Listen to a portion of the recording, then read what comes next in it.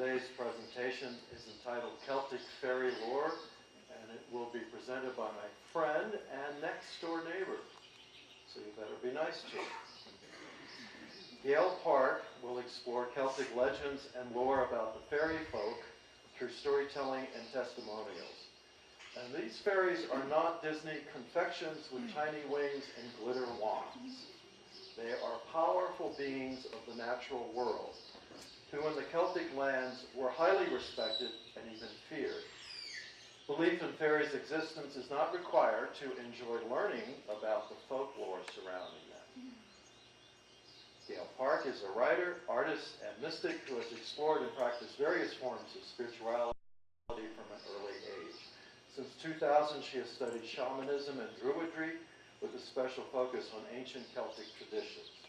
She recently returned to Mexico after living in an off-grid cottage in the mountains of East Tennessee.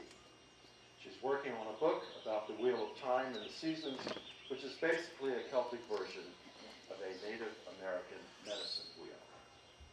My friend, Gail.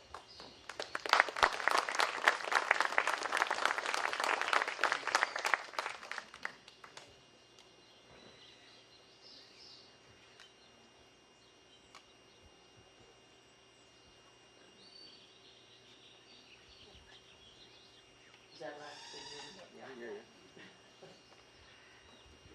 I'm delighted to be here today to talk to you about all things Celtic, but particularly today about the stories about the fairies in the Celtic tradition. I tried to tailor this presentation so that you could enjoy it, whether or not you're a believer in fairies or such things. I'll tell you a little bit about who, what, and where the fairies are, focusing on the Celtic tradition and the fairies' relationship to us and the natural world. Is it falling in? My hair is pulling this thing.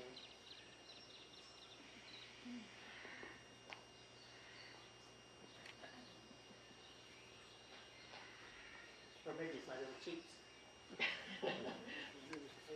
It may be. I'll mix in some stories of the fairies that have been carried down through generations of Celtic peoples. I want to open this talk with a short version of the origin story of the noblest of the fairies, what they call the Tuatha De Danann. And it's sometimes shortened to two a day, and I will use that off and on in order to shorten it a bit. So what I'd like for you to do right now is relax a little bit. Put both feet on the ground, if you will, if you don't mind, and perhaps put your hands, palms up on your lap, and take a few breaths and focus on your breathing. I'd like for you to close your eyes for a little while. I'm going to rattle for just a moment, and then I'm going to start into a story, and you can open your eyes again whenever you like.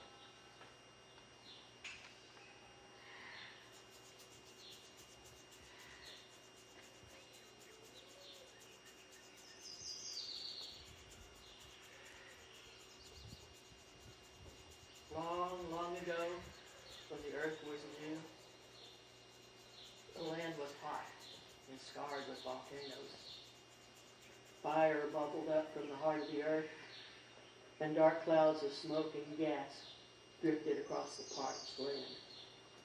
And then, drip, drip, drip, drip, rain came from the great mother goddess down there. And then a torrent came from the heavens and cooled the land and made it fruitful.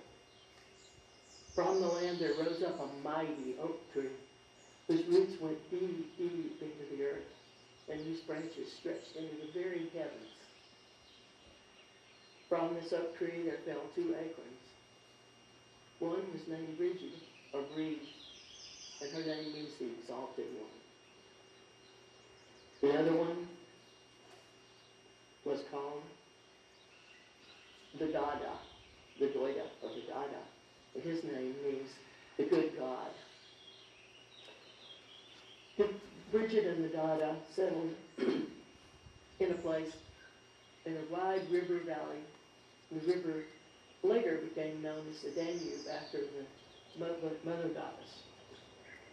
There they established 4 marvelous cities to bring up and to nurture the children of Danu. Each one had a special treasure. In the east was Phineas, and its treasure was the sword of Nuapa, which once drawn, none could escape.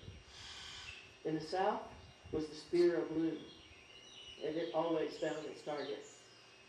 In the west was the city of Murias, and the great cauldron of the Dada, from which none went away unsatisfied.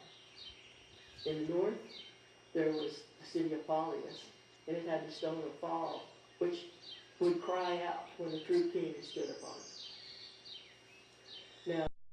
Now, Bridget and the Dada nurtured the beautiful, marvelous, magical children of Danu until the day came when they called them together into a circle and said, if the time has come for you to go forth and accomplish your mission, which is to nurture life, to bring order to chaos, and to bring wisdom to the people of the earth so that they might live lives of virtue and merit. We will send you to a green island in the west, and there you will encounter resistance from a people called the Faery, who rule the island now. But we will give you the treasures of the 4 cities to take with you to help you prevail. So the children of Danu rose up in 4 columns of cloud and arrived on the island, or what we now call Ireland. And there, a countryman was said to have spoken. We did not know then, under the sky of stars, whether they were of earth or of heaven. Their battles ensued, and the Tuatha defeated the Faery and drove them away. Generations passed peacefully until one day ships appeared on the horizon. It was the children of Leo, the Milesians, and they had come to take the island for their own. There were 2 major battles between the Tuatha and the Milesians, and the Milesians, with the help of their powerful druid, Ajijic, were able to defeat the Tuatha. It was decided at a peace conference that the island would be divided in half. And since the Milesians won, they got to choose first. They sent their druid, Ajijic, to choose.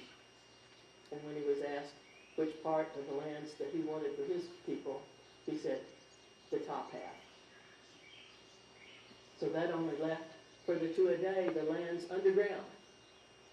Their brother, the Manannan, the sea god, came to collect them, and he led them to the hollow hills. And once they were inside, he shook his magic cloak of concealment to separate them from the outer world.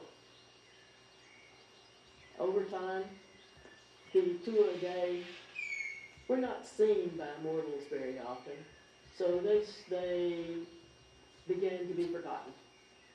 Their power and spiritual influence diminished in the outer world. And finally, with the advent of the Christian God, they almost disappeared. And they became known as the She, or the Fairy folk.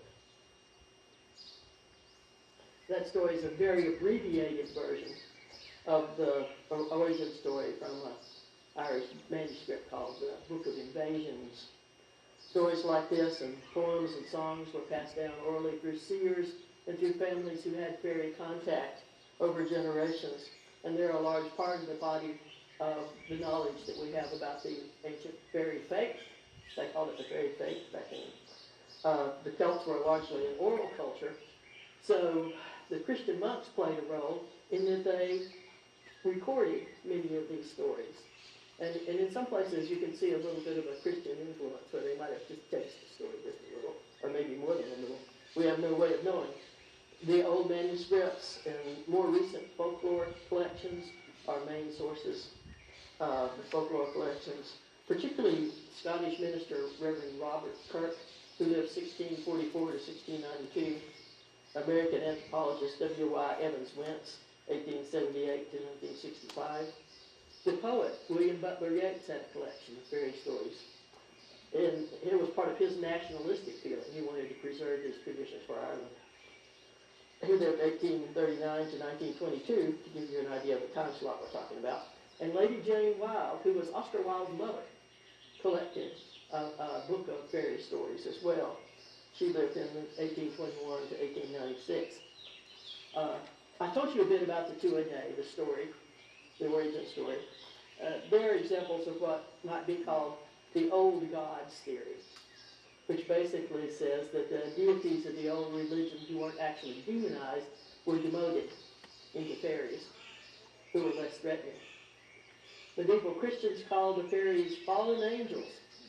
They believed that when Satan and his angels left the heavens, the fairies didn't fall all the way. They just fell as far as earth and became known as fairies. There's a pygmy theory, saying that basically that the stories of the fairies are inspired by maybe some kind of a Neolithic, dwarfish, small race of people who perhaps were pushed into the remote regions by the invasion of Iron Age warriors. There's a scientific theory, which is, I had never heard of this before, but there's a thing called Williams syndrome, which causes people to look childlike, kind of. Full cheeks, large eyes, oval ears, little chins, small stature. But these people oftentimes are very empathic, and they have special difficulties, but they also have special gifts. There's a scientific theory. Some people, well, that's one I just did. Spirits of the dead. Some of the fairy mounds and hills are also tombs. So in the shamanic tradition, the fairies and the ancestors and the power animals all live in what's called the underworld, which is nothing like the Christian hell kind of concept. So you can see how the fairies and the dead might be somewhat related. And in the shamanic tradition, you might relate the dead also to connection with the earth elementals, because sooner or later, all of us end up either as ashes or as mulch, and it all goes into the earth.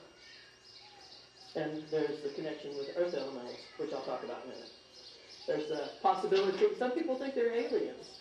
You know, you have the crop circles, and it's like the fairy circles, and all the stories. Pardon me, I had a little bit of thing this morning. The crop circles are like the fairy circles somewhat, maybe. And then you talk about fairy abductions, and you talk about alien abductions. So some people believe that that's their origin. And then there's the psychological origin theory, which is the viewpoint that fairies were just invented by primitive people who were seeking to explain the unexplainable. Today we're talking about the Celtic tradition, but there are fairy stories in many, I probably haven't researched everything, but there are the little people of the Cherokee, the Menehunes of Hawaii. The Yosemite Valley has red men, and the Abattoir of South Africa are all similar to fairies that we know of. You may have heard of elemental spirits, which humans sometimes consider to be the lower orders of the fairy world because they don't necessarily have pronounced human-like qualities. And they don't usually have individuality. They're agents of the life force that flows through the elements of earth, air, fire, and water. They shape the natural world and make it function.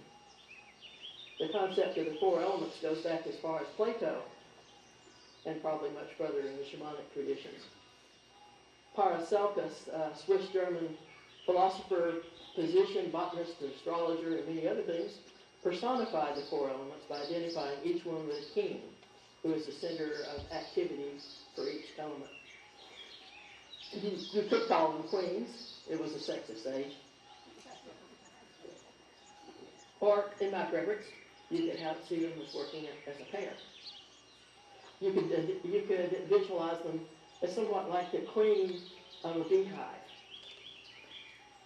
where the queen is the focal point of the hive's energy. The earth element is identified with gnomes, which are small, earthy in nature and in color. Their job is to compose, manage, and give color to the physical forms of life on earth. plants and trees and rocks and people and animals.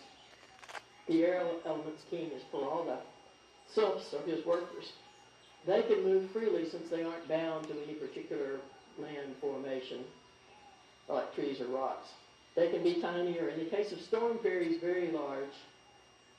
They work with clouds and weather and cleansing and maintaining the Earth's atmosphere. They might look the most like you would think of the elementals as the Disney fairies, because they are sometimes visualized as ethereal beings with wings occasionally. They may reveal their presence in sudden breezes, in little whirlwinds, in unexplained fragrances, and finding of feathers. They can take the form of birds if they wish. King Jin, who's described as looking something like a genie, is the king of the fire elementals. They're found in any kind of fire, in sun-baked terrain as well, like deserts, or in the molten center of the earth. The fire elementals are represented as salamanders, tiny lizard-like beings of yellow and orange and red that you can see dancing in the fire. They're catalysts for change and transformation, since they're agents of both creation and destruction. The water elements, or elementals, are undines and ruled by King Mitsa. They live in coral caves on the sea, on lake shores, riverbanks, and marshes, and fountains, and wells. These beautiful, gentle spirits shimmer in sunlight, but they're rarely seen except clairvoyantly. They are essential to awakening empathy, healing, and purification. They heighten psychic and emotional feelings in us and often make themselves known in dreams. I'm going to give you a story of an Irish mystic's encounter with water elementals under a lake in West Ireland. And that's an example of how the collective consciousness of these beings is said to work. In the world under the waters, I saw an orange-colored king seated on a throne. And there seemed to be some fountain of mystical fire rising from under his throne. And he breathed this fire into himself as though it were his life. As I looked, I saw groups of pale beings, almost gray in color, coming down one side of the throne by the fire fountain. They placed their head and lips near the heart of the elemental king, and then as they touched him, they shot upward, clear and radiant, and passed on the other side, as though they had received a new life from this chief of their world. Fairies in general are classified as nature spirits, and all of them are tied to nature in some way. Elementals tend to do the practical work of maintaining our physical surroundings, and the other supposedly higher classifications have more to do with magic and creativity. A mystic described to Evans Wentz, one of the fairy tale collectors I said earlier, orders of fairies called shining and opalescent. He said, there are many other worlds. The Tír na nÓg, which means the land of the ever young, of the ancient Irish, in which the races of the She exist, may be described as a radiant archetype of this world, though this definition does not at all express its psychic nature. In Tír na nÓg, one sees nothing save harmony and beautiful forms. There are other worlds in which we can see horrible shapes. The beings whom I call a She, I divide, as I have seen them, into two great classes, those which are shining and those which are opalescent, and seem lit up by a light within themselves. The shining beings appear to be lower in the hierarchies, the opalescent ones being more rarely seen, but appear to hold the positions of great chiefs or princes among the tribes of Dana.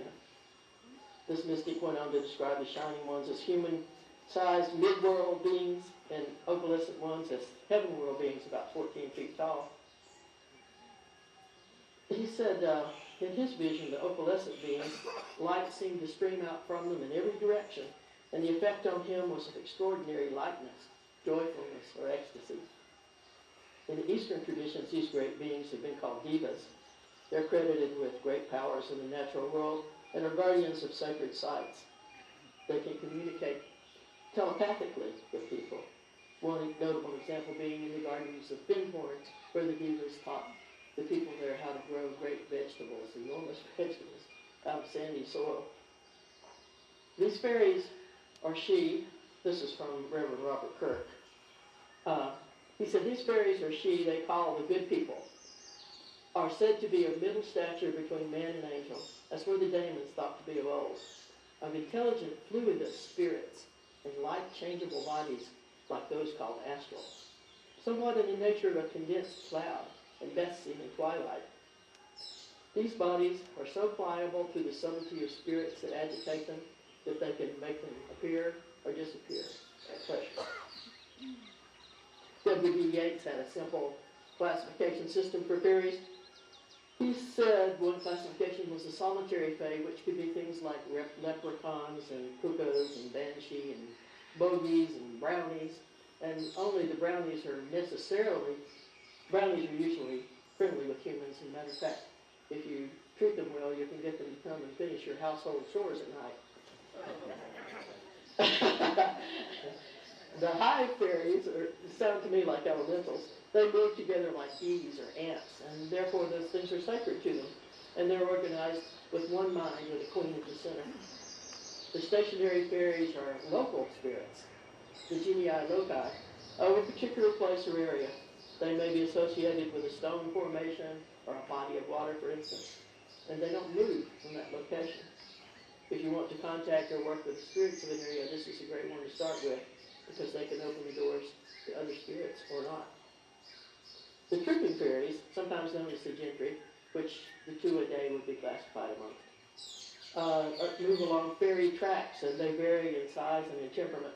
Many stories teach that it's unwise to interrupt them or obstruct their path.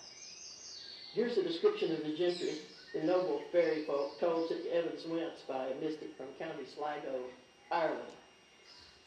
The folk are the grandest I have ever seen. They are far superior to us, and that is why they're called the gentry. They are not a working class, but a military aristocratic class, tall and noble appearing. They are a distinct race between our own and that of spirits, as they have told me. Their qualifications are tremendous. We could cut off half the human race, but would not, they said, for we are expecting salvation. That sounds like something a monk might have added, doesn't it? And I knew a man 3 or 4 years ago whom they struck down with paralysis. Their sight was so penetrating that I think that they could see through the earth. They have a silvery voice, quick and sweet. The music they play is most beautiful. They take the whole body and soul of young intellectual people who are interesting, transmuting the body to a body like their own. I asked them once if they ever died, and they said, no, we are always kept young. Once they take you and you taste food in their palace, you cannot come back. You are changed into one of them and live with them forever. They are able to appear in different forms. One once appeared to me and seemed only 4 feet high and stoutly built. He said, I'm bigger than I appear to you now. We can make the old young, the big small, the small big. One of their women told me all the secrets of my family. She said that my brother in Australia would travel much and suffer hardships, all of which came true. They foretold that my nephew, then about 2 years old, would become a great clergyman in America, which he is now. Besides the gentry, who are a distinct class, there are bad spirits and ghosts, which are nothing like them. My mother once saw a leprechaun beside a bush hammering. He disappeared before she could get to him, but he was also unlike the gentry. There are many other types of mystical creatures that are part of the fairy realm, like unicorns and phoenix and dryads and naiads and dragons and such. When I was researching different classifications of fairies, I noticed that none of the earlier Celtic ones mentioned elves. Seems like the elves were largely figures that arose from Scandinavian traditions and German lore. They were tall and beautiful and wise and had special powers comparable to the two a day, and much more like what you would see the elves in the Lord of the Rings stories than the Keebler elves. Apparently, elves didn't even appear in the traditions of the United Kingdom until the Elizabethan era. And in the Victorian era is where you got the adaptation of fairies into the little gauzy, winged, glitter wand beings. In Christmas elves were popularized actually in the United States in the late 1800s. So those are all fairly recent developments. Pardon me. Can you ever swallow.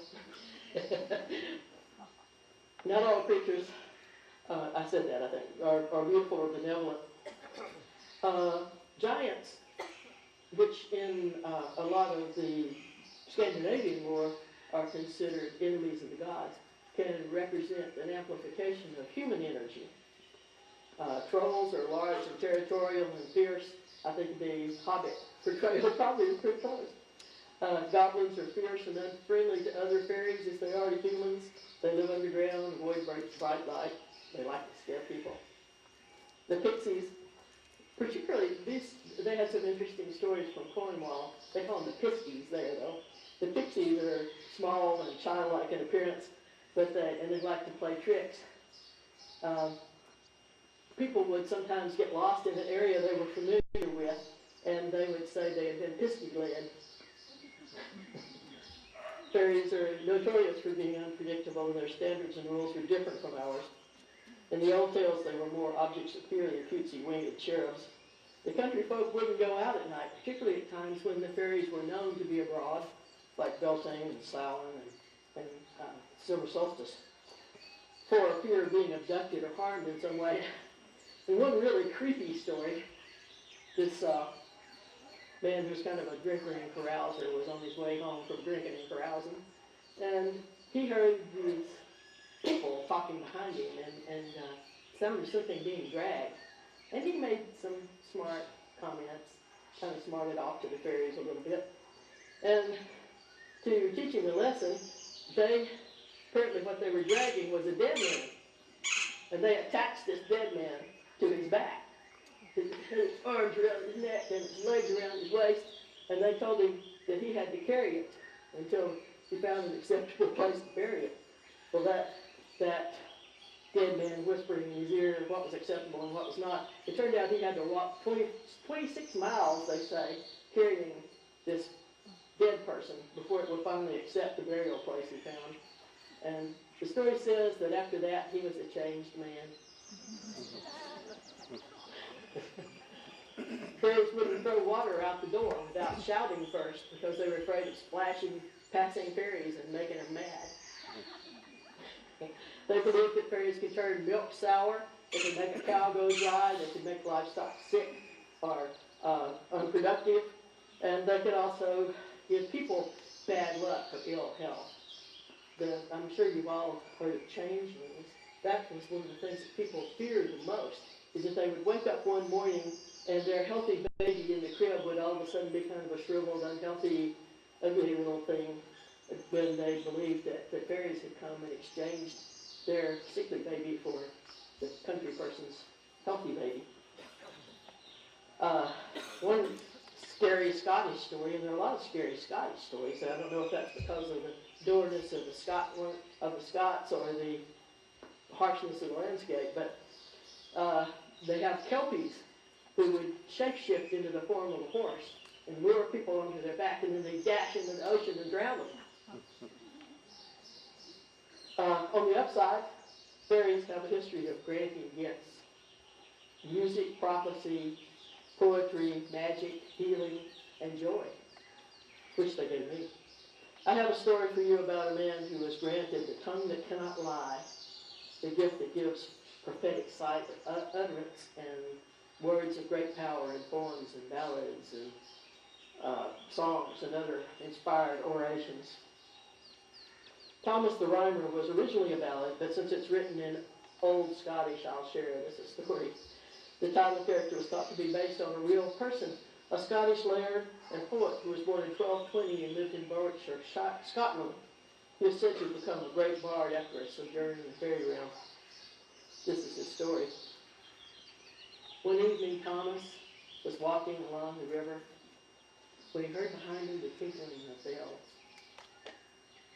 And he turned to look, and he saw this marvelous woman on a white horse. And the horse's mane was braided with dozens of silver bells that tinkled when he walked. And on his back was this beautiful woman. She had on a green silk flowing dress. And she had on a green velvet cape with silver ornaments all over it. And in her hair there were jewels that sparkled, and on her forehead he was overcome. And he bowed low And he said, Mary, Queen of Heaven, I am hail. I have never seen the like of you. And the woman laughed and said, I am a queen, but I am not Mary, the Queen of Heaven. I am the Queen of Fairyland. So Thomas said, what seek you then with me? She said, I've come to visit you. And she spoke a spell. She said, you will come with me for 7 years and serve me in Fairyland. He could do nothing but obey. So he jumped up on the back of the horse, and they went for days. They rode and rode and rode, and they never saw the sun and the moon, and the only sound that they could hear was the roaring, distant roaring of the sea. Finally, they came out into a light place, and they could see a beautiful green country, and the horse stopped next to an apple tree.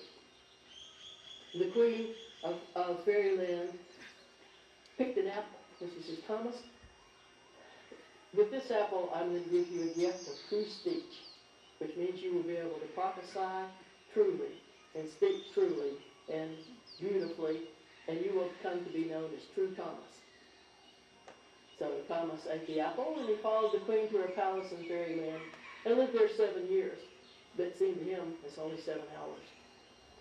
The time came for him to come back to the upper world, and he became everything that she had told him. He became famous as an orator, as a prophet. Sometimes the things that he said came true in his lifetime, and sometimes not until much later. But eventually, he was standing on the lawn of a castle, talking to the lords and ladies, when once again he heard the jingle of bells. And he looked and he saw the Queen of Fairyland coming again on her white horse. And she came close to him and said, True Thomas, it is time. And Thomas turned to the lords and ladies he was speaking to, and he said, I bid you farewell, for I shall never return here again. And he jumped up on the back of a horse, and they rode away. And she crossed the ford of the river. And the lords jumped on their horses because they didn't know what was happening, and they went to pursue. And when they rode across the ford, there was nobody to be seen. And Thomas never came back to live in the upper world again. But sometimes some of the people thought that they saw him on the nights of the fairy raid, when the fairies sallied forth, riding on the back of a white stud behind the fairy queen. So he got the gift of true prophecy or true speech, but there are other gifts as well. Musical gifts come about when an individual happens on a celebration and joins in, or sits on a fairy mound. You often hear fairy music is described by those who have heard it as incredibly beautiful and ethereal. The 17th century blind harper Turlock O'Carolan supposedly slept down on the fairy fort one night, and he got music in his dreams, remembered it all, and some of it is still played to this day. A century later, an Irish piper came upon a fairy piper playing a hauntingly beautiful tune called Waraliana, and he was allowed to play it, but only 3 times in his life.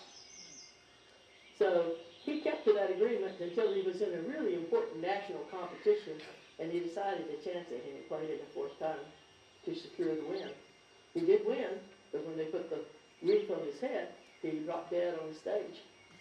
And the story says that the fairies punished him for breaking the agreement and for using their gift to further his own ambition. Their gifts of healing are often associated with herbal knowledge and crystal knowledge, also charms and incantations and rituals given by the fairies. There are a couple of stories here, but I'm running out of time, so I'm going to cut them a little bit shorter than I normally would. The physicians of Muthvi began in Wales with a young man who married a beautiful fairy woman, and some of you may have heard variations on this story. He told her she told him that if he ever hit her 3 times, that she would go back to the lake, back to the fairy world. And he tapped her as a gentle admonishment 3 times, and she left him. And she came only back as far as the shore occasionally to teach her 3 sons healing traditions. And that family of healers carried on for generations. There was another more cruel fairy healing family led by a man named Dion Keck. And he had a son named Neok and a daughter named Erin. And basically the way the story goes is that he killed his own son because his son was a better healer.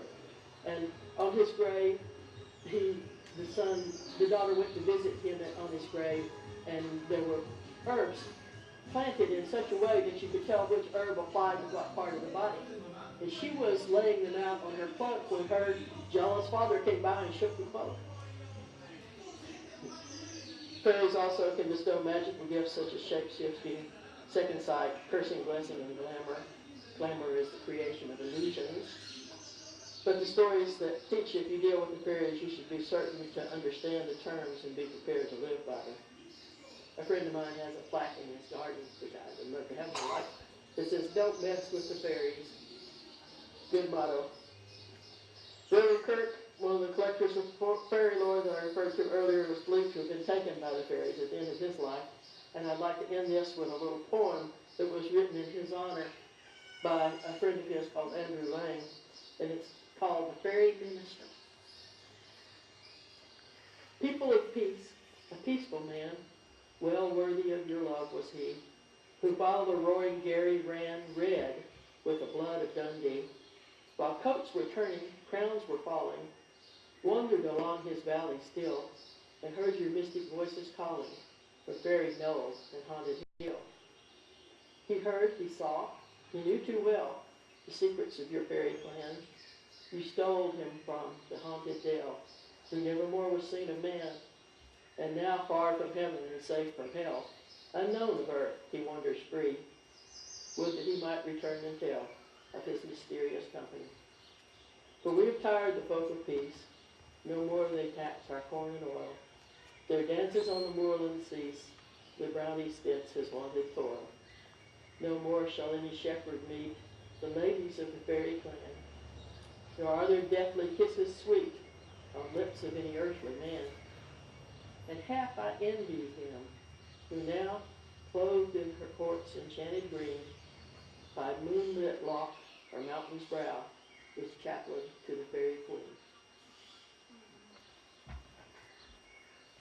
Thank you.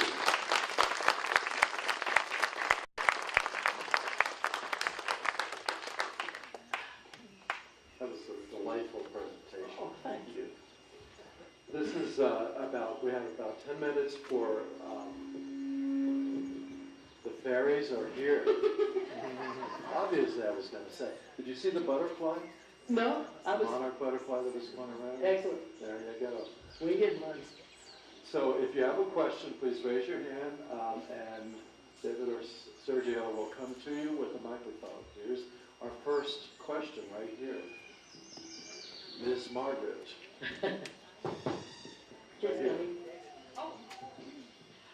Well, I always found very fascinating the stones, the circle stones, which we visited, and they would be called rolling stones or...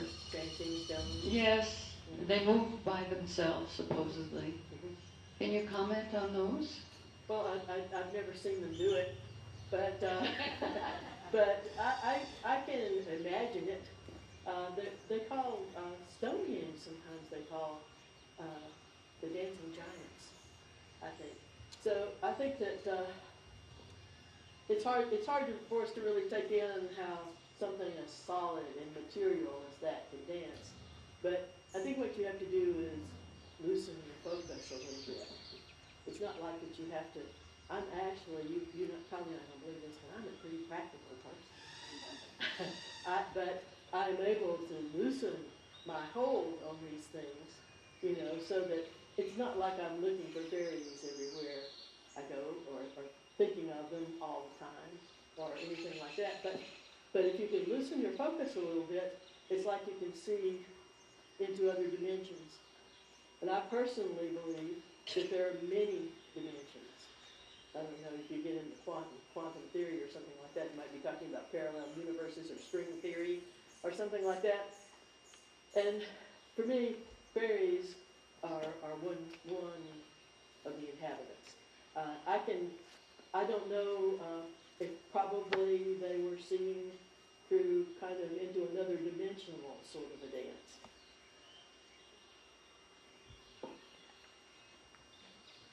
Anybody else have anything? Susan?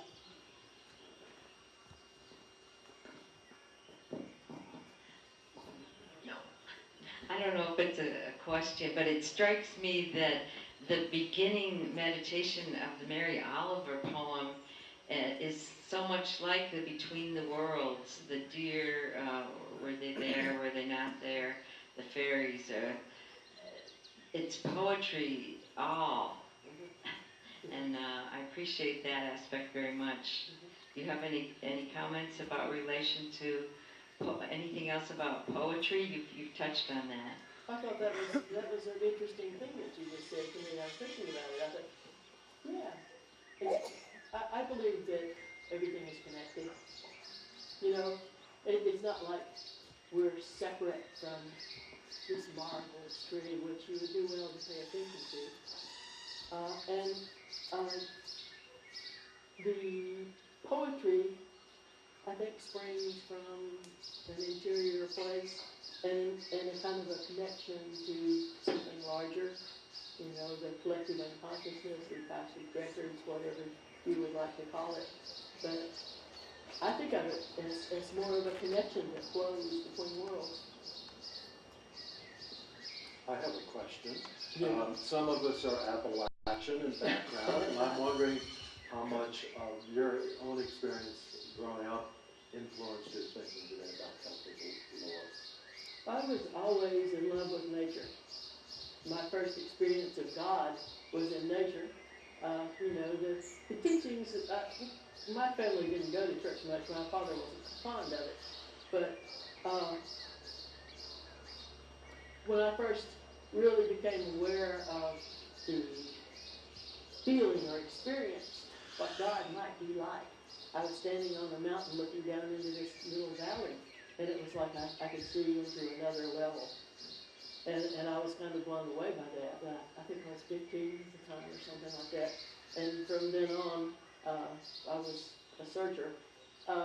There's a lot of, you may know, in the South, and particularly in the mountains of East Tennessee, there's a lot of talk of otherworldly beings, ghosts, and, you know, I don't think I ever heard anybody in my childhood talk about fairies as such.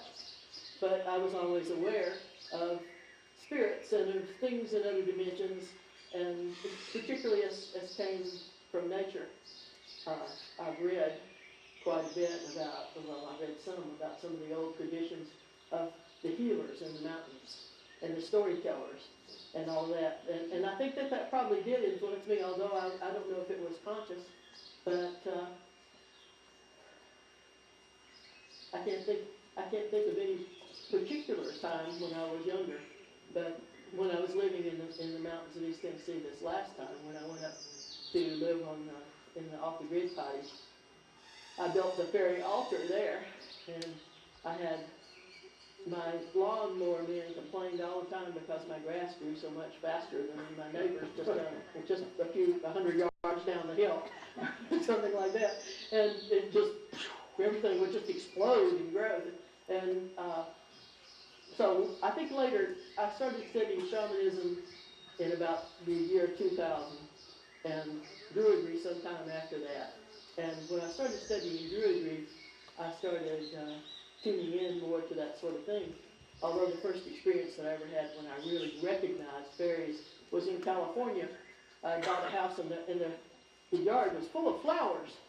And one day I went outside and I was just aware of the movement of something in the flowers, and I could hear this kind of, it was a sound kind of like the sound of a whole bunch of people singing all at once. And it kind of a little bit of a high pitch, not super high, but a little bit of a high pitch tune. And it just came to me that it was fairies. And that was the first time that I really identified anything as such. It was in California. One quick question, and, There's I'm Michael sorry, right there. there are more now. Oh, okay. Okay, just, can we take two more? Do we have time for two? Okay. Thank you, Gail. Back in the early 70s, there was a popular book going around called The Coming of the Faeries. Uh-huh. Are you aware of it? No, I have not heard of it. Okay, well then I may have to look it up. Arthur Conan Doyle wrote this book called The Coming of the Faeries, which was reportedly about a couple of preteen girls who had experiences with fairies somewhere in England, and they took photographs of them. The photographs were published in the book, and there was a great deal of discussion about the authenticity of the photographs. Were they fake or were they real? And from the book, it appeared that they were proven to be real photographs.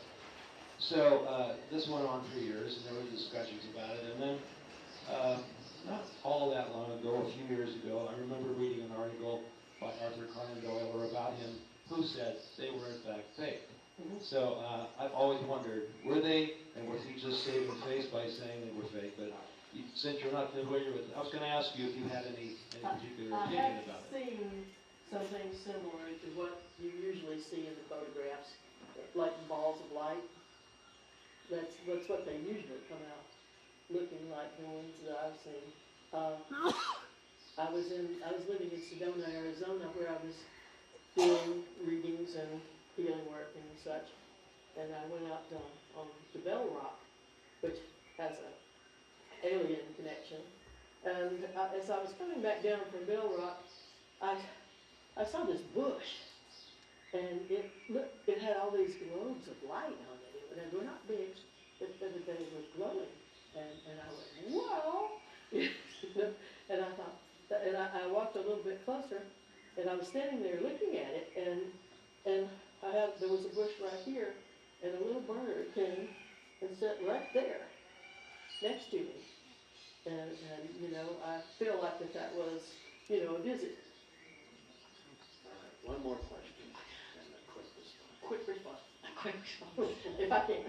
I just want to say, because several years ago, The Mists of Avalon came out. It was a wonderful book.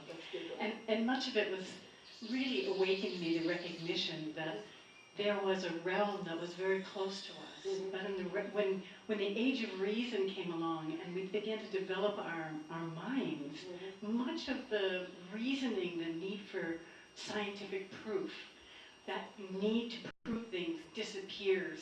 And I've had many experiences in my life where like, what was that? Oh, that was just that, and my mind and my reason disappears the magic.